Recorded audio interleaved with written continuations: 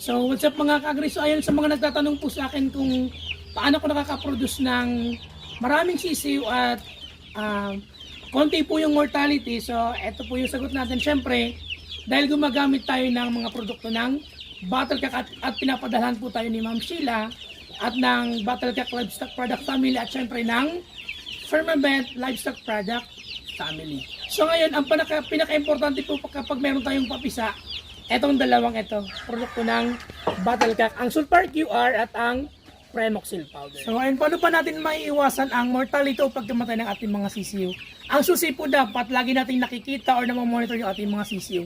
Kapag po ang ating mga sisiw ay sabog po ang ipot, may kasamang dugo, kulay green at kulay yellow, ay whitish yellow, magbigay po agad ng Sulfur QR para po hindi lumala at hindi po sila mamatay at hindi po pumayat yung ating mga manok at magamot po agad yung kanilang sakit. Kasi ito ay merong sulfadiazine na pinaka top of the line ng sulfa na napakadali pong pampatanggal ng mga digestive infections or tinatawag nating blood infections. So ito naman pong Premoxil powder, kapag po matamlay lang yung ating mga manok, kapag matamlay lang nakita natin medyo hindi siya nagagalaw, matamlay at laging tulog, parang wala siyang ganang kumain, magbigay lang agad ng Premoxil powder para po hindi sila magkaroon ng iba pang infections katulad ng digestive infections. So ayun po, kaya dapat lagi po natin tinitingnan or vigilant po tayo sa ating mga sisiw para po hindi sila magkasakit at kung magkakasakit man po sila, madali po nating maagapan sa gamit po ng Premoxil powder at ng Sulfur QR. So ayun, yun lamang po, sana may natutunan kayo sa content ko ngayong araw. So ayun, kaya dapat po lagi tayong may supply ng Premoxil powder at ng Sulfur QR para po hindi nagkakasakit yung ating mga manok.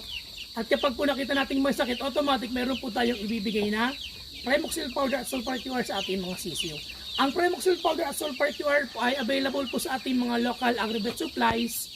So magtanong lang po kayo, at kung wala naman po sa inyong local agri-vet supply ng Sulfur at ng Premoxil, pwede po kayong humingi sa akin ng link para po mabigyan ko kayo ng link para makabili kayo sa mga online merchants na meron po tayo. So ayun mga kagri, ito po yung resulta ng lagi nating prevention ng Sulfur QR at ng Premoxil powder.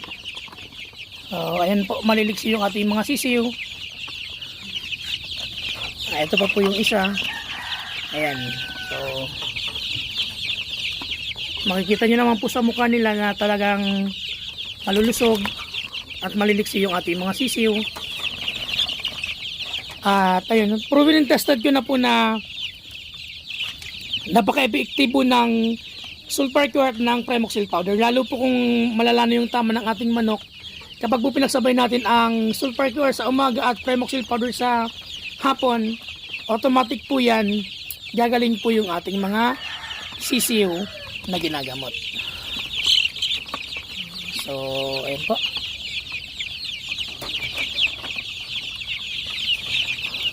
At syempre, gumamit po tayo ng Battlecock.